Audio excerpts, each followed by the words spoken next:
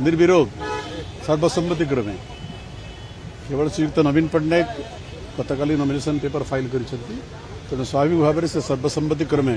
नवम थर आम दल सभापति भाव में आज निर्वाचित हे स्टेट काउंसिल मीटिंग। ये नवम थरटा केते चैलेंज हम जीवनटा सब आह्वानपूर्ण आपण जीवन जो क्षेत्र में था परिवार था सामाजिक क्षेत्र में था राजनीतिक क्षेत्र में था संगठन में था